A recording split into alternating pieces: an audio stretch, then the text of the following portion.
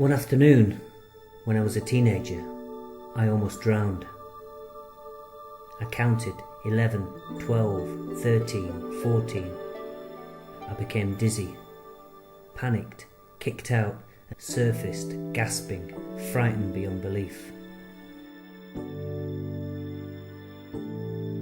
But I was never one to give up hope. Drop me in the Pacific, 3,000 miles from shore, I'd still swim.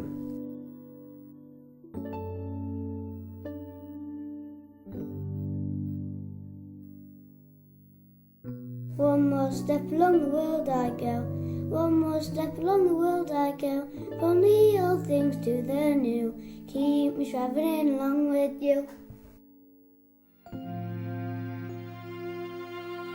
I'd been reading an art book, a book of studio notes, doodles and ideas. On the first page it said, "Big gates move on small hinges."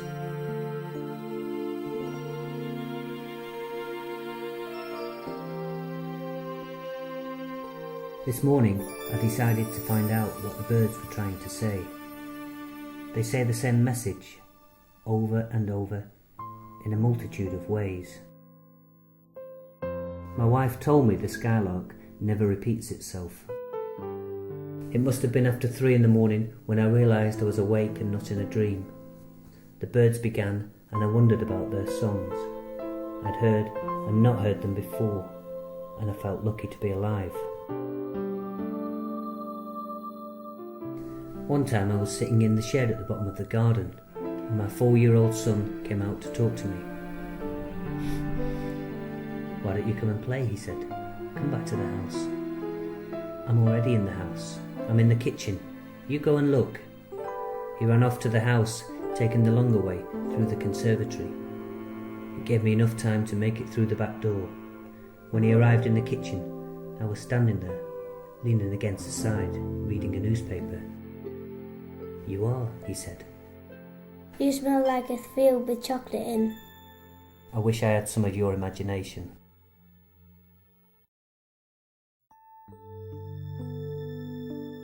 Why is water so unusual? Why is it the only substance to expand as it freezes?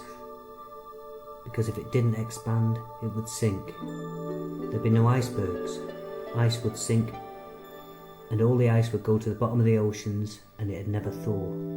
It'd just collect, get thicker and thicker, till all the oceans were ice, and there'd be no liquid left anywhere. That's why it expands, because it has to expand.